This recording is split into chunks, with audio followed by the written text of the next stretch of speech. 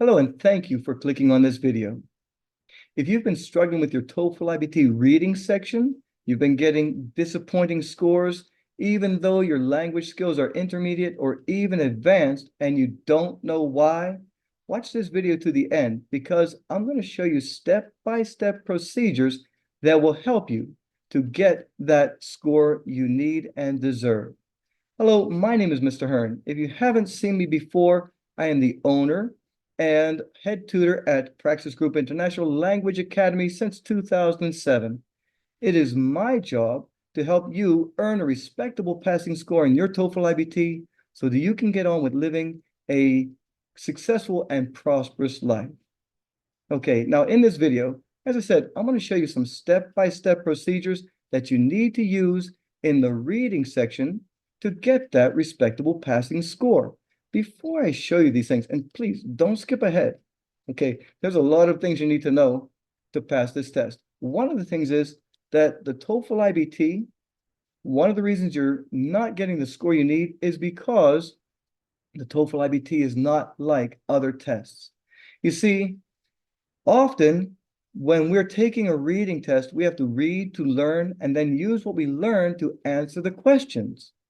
If you're doing that on the TOEFL IBT, it doesn't work. If you've taken it over and over again, you know that. So what I'm here to teach you is what does work so that you can earn a respectable passing score.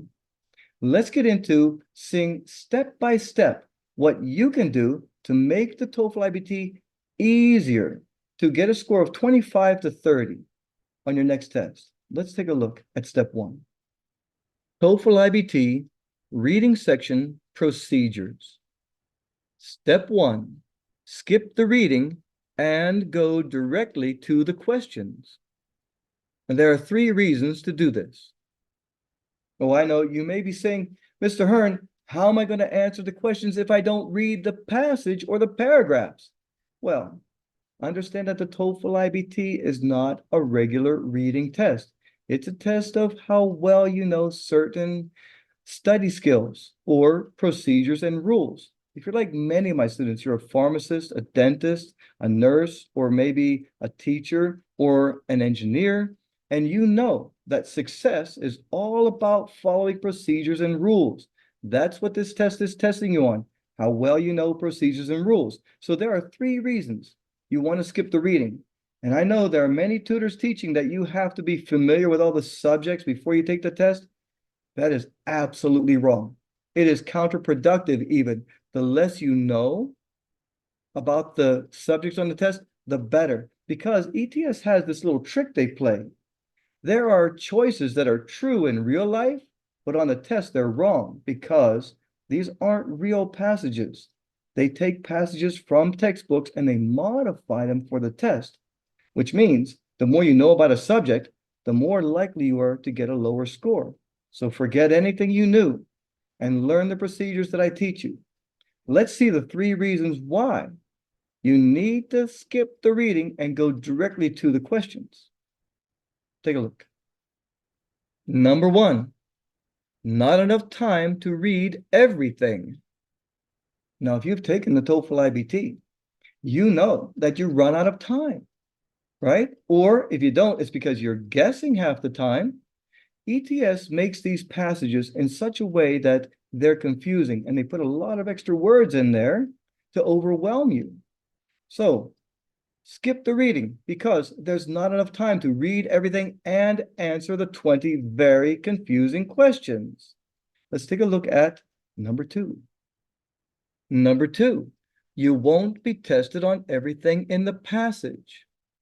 Did you hear me tell you that they put a lot of extra stuff in the passage to overwhelm you? Yeah, they're not going to ask you about everything in the passage. This is not a test of learning something and then using what you learned to answer questions. It's just the opposite. It's only about structures, procedures, and rules.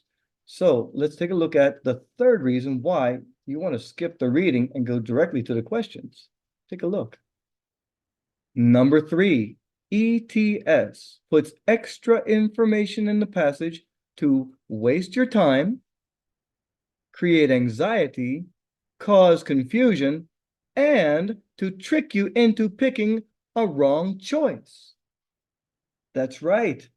That's what they do. Have you wondered why you thought you were doing really well on the test and then you get your score like, what happened? It's because this test is not hard. It's tricky.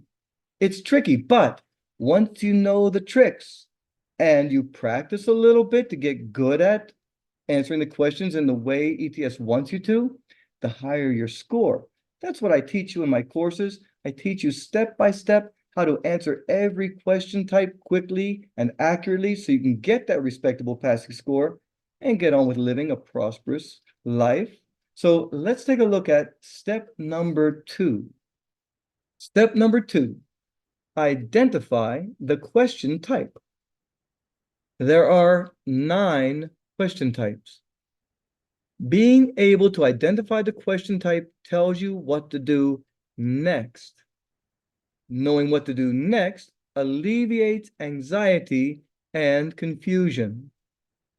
Each question type has its own set of procedures and psychology to deal with. Some question types are simply directions, so don't read them. Just start working the procedures for answering them. Okay, so maybe this step doesn't make much sense because I haven't shown you any questions to associate the steps with. I will show you some questions later, but don't skip ahead. There are some things I really need to tell you first, or the explanations at the end won't make sense. So the reason you have to identify the question type quickly is that every question type has its own procedures and rules, right? And there are 9 question types. So you have to know what to do next. You see, when you're taking the test, a lot of the times you just feel overwhelmed and anxious because you don't know what to do. But when you know what to do and what you're doing works and leads you to the next step, and the next step works, then you have much greater confidence and less anxiety, less confusion. That leads to a higher score. All right, so let's take a look at number 3. Step number 3. Identify if the question is asking about something specific or general. All right, this is a step that many of my students skip in their practice, and then they come to me and say, Mister, why did I get it wrong? Well, ETS has a way of tricking us. And one of those ways is that if you mistake a question type and think that it's asking about something specific when it's asking about something general, there will be choices that match what you think from the passage, but it's wrong. If the question is asking about something specific, you're looking for details. If the question is asking about something in general, you want the general idea. But if you don't take a moment to determine if that question is specific or general, ETS will trick you. They make $5 billion a year tricking people. They're good at it. So follow the steps that I tell you. All right, let's take a look at step number 4. Step number 4, determine what the question is asking about. If you don't understand the question, the TOEFL IBT will trick you. Yes, I've been saying it over and over again. The TOEFL IBT isn't hard. It's just tricky. And one of the ways that ETS overwhelms you is to make the questions either long and confusing, or they make questions that are just really short and ask you about the paragraph in general. And then you look at the paragraph and it's just like really long paragraph. You get overwhelmed with just too much reading. It's all by design, but keep in mind, there are very specific structures and rules that they use to make the test. And the procedures I teach you help you to answer the questions quickly and accurately by reading less, understanding more, and using the procedures to get a higher score. All right, let's take a look at step number 5. Step number 5, use the clue in the paragraph to eliminate wrong choices based on the rules. All right, you may have been someone who watched my older video that I was wearing glasses, right? My old Clark Kent glasses. Well, the test has changed since then, and every time ETS changes the test, I have to make a new video and write a new TOEFL guide. Did you know I've written 18 TOEFL guides over the years, and every time ETS changes the test, I have to write a new guide and make all new videos to help you to get that respectable passing score on your TOEFL IBT? So you want to make sure that when you're answering the questions, you use the procedures and rules for each question type. And when I say rules, understand that ETS doesn't have any right answers. I know, right? What do you mean they have no right answers? There are no right answers on the TOEFL reading section. What they have is rules for wrong choices. You see, anything that's not stated in the passage, even if it's true in the real world, if it's not stated in the passage, it's wrong. Or any choice that says something different than what's stated in the passage is wrong. Right choices or credited choices will either be a loose paraphrase, kind of sort of like what it says in the paragraph, or won't make any sense at all. ETS knows that you are highly educated, that you are well read, that you have good English skills, that you're using your skills to learn and then using what you've learned to answer the questions, and they use that against you. So we have to do something different. And that is, we have to use the structure and procedures that ETS uses to make the test to find the clue in the passage. Now, what do I mean by that? There are many people that are talking about keywords in the passage. The keywords are not keywords. You're looking for the subject from the question or the choice, depending on the style of the question. And I get into that specifically for each question type in my online video course. The link is in the description below. So in the online course, I tell you step by step exactly how to answer each question quickly and accurately. And one of the things that I teach you is when you're looking at your question, you want to know what's it asking about and what does it say about that. And then you go to your paragraph and find the one sentence. It's just one sentence, or actually one part of one sentence that is directly related to the question. And you use that clue, that one sentence in the paragraph, to eliminate wrong choices. In other words, anything that's not stated in the paragraph or different from what's stated in the paragraph. Sounds a little confusing, but once you see my video course and learn how to do things step by step and you practice a little bit, you're like, all of my students tell me after they start practicing, like, Mister, this is like stupid.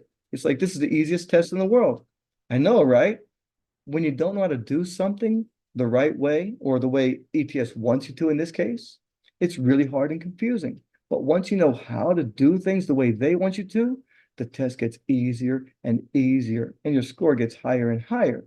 Now, let's take a look at a few question types so I can sort of explain to you why these steps are so important. Take a look. The questions you're about to see come directly from the official guide to the TOEFL IBT test, 7th edition by ETS, the people who make the test. All right, take a look at this question. How does it make you feel? The question is long. You have 2 paragraphs. Do you feel overwhelmed right away? Do you have a little self-talk is telling you that I don't have time for this? Well, in order to control that self-talk and the feeling of being overwhelmed, the procedures help you to get to work to answering this question quickly and accurately. Step 1, skip the reading. Now it doesn't matter how long the paragraph is or how many paragraphs there are. You simply skip the reading. And the next thing you do, identify the question type. In this case, it's a detail question. Yes, the question is long, but you can simplify it and understand what it's asking. And now we need to know, is it asking about something specific or general? In order to figure this out, you look at your choices and say, are they giving me specific details in the choices or general statements? In this case, they're giving details. So I know that I'm going to look for details in the passage. And now I need to know, what is the question asking me about? In this case, the question is designed to overwhelm you by being long and intimidating. Keep in mind, when ETS is trying to intimidate you, they're hiding the fact that this is a much easier question than it looks. Step number 4, you're going to use the topic of the question and what the question is asking about that topic to find the one sentence within these 2 paragraphs that is directly related to the question. And then number 5, use that clue that you found in the paragraphs to eliminate choices that are either not mentioned in the paragraph or different from what's stated in the paragraph. Okay, keep in mind that this video is not about teaching you step-by-step exactly how to answer certain questions. I have other videos for that, and you can find them on my channel or by coming to see me in my video course and let me help you. Oh, by the way, when you take my video course, it isn't like other people's video courses. When you come to my video course, I am there to personally help you to get through this test. You can ask me any questions in my TOEFL community. And if you take the premium version, I actually have a live Q&A where you can ask me any TOEFL questions you have. Now, let me show you a couple of more TOEFL questions that often cause a great amount of anxiety so that you understand that by knowing what to do and just following procedures and rules, you can answer questions quickly and accurately, get that respectable passing score that you deserve, get on with living a prosperous life. Let's take a look at these questions. This is a highlighted sentence question. This question type often causes a tremendous amount of anxiety for my students when they first come to me, and it's one of those questions that takes a long time to answer until you know how to do it. Would you believe you can answer this question quickly and accurately in less than a minute every single time by following the procedures and rules? If you rewatch this video, you'll see that in step 2, some of the questions are simply directions and not questions at all, so you don't have to waste time reading them. You simply go about answering the question. Let me show you what I mean.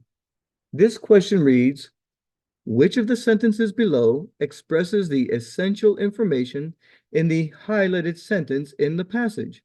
Incorrect choices change the meaning in important ways or leave out essential information.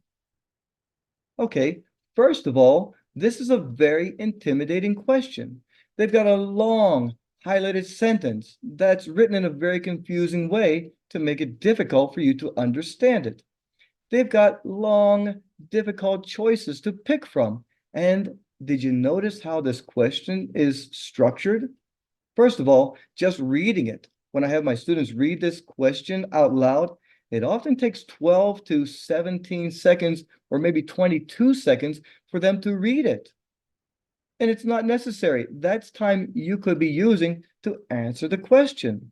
Another thing about this question is people often read the highlighted sentence and try to figure out what it means, and then they try to pick the right answer, the choice that kind of sort of means the same thing as the highlighted sentence. Question doesn't work that way. There's a hidden rule in this question that helps you to answer the question quickly in under a minute. And many of my students, once they get really good at this, they can answer this question in 30 seconds or less. And I'll bet you can too. Let me show you the secret. Take a look. Most students are looking at the first part of the question. And quite frankly, most tutors are teaching you to concentrate on this part of the question that states which of the sentences below best express the essential information in the highlighted sentence in the passage. Well, that is very, very difficult, and you're lucky if you guess right. But there's a better way, the way that ETS requires you to do. Take a look at this. ETS has hidden a rule in plain sight. Incorrect choices change the meaning in important ways or leave out essential information. Ha! Did you get that? It's not about reading comprehension and figuring out what that highlighted sentence means and picking the one choice that matches. It's not that at all. You got to know the rules and follow the rules. That's what it's all about. Oh, and by the way, if you look at my YouTube channel, I have a specific video that shows you exactly how to answer this question type step by step. You're welcome. Let's take a look at one of the other really hard questions that most of my students spend a lot of time on and get wrong and creates a lot of anxiety. I'm going to show you how it works. Take a look. This is the dreaded insert sentence question. And many of my students, when they come to me, they hate this question because it seems to be so intimidating and confusing and takes too long. But did you know that when you know the secret of how this question works, you can answer it accurately in 30 seconds or less? Did you laugh when you heard me say that? You can answer an insert sentence question in 30 seconds or less? You can. It's based on very specific structures and rules. Understand that the TOEFL IBT is a standardized test. In order for the test to be fair, you cannot use your reading comprehension skills and pick the choice that seems right to you.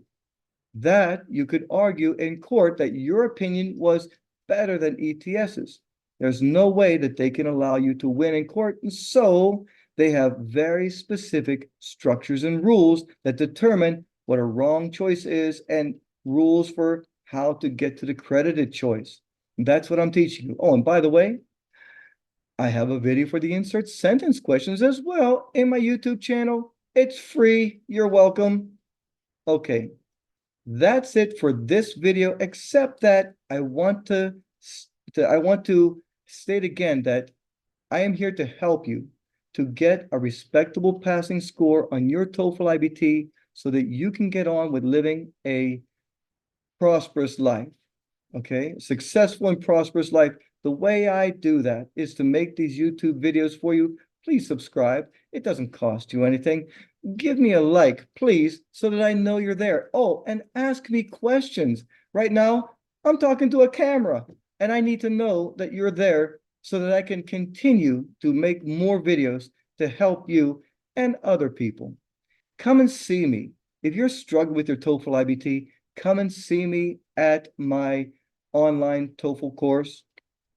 I know there are many people that tell me when they go there that they see the price is too low. Understand that maybe you're in the United States already, and for you, the price of my course is what you spend on coffee every month. But many of my students are still in their home country, and maybe you are. And the cost of my course, it's a lot of money for you or for them. I'm trying to help as many people as I can. So please come and see me, take my course, let me help you get past this stupid TOEFL IBT with a respectable passing score so that you can get on with living a prosperous life. I look forward to seeing you there.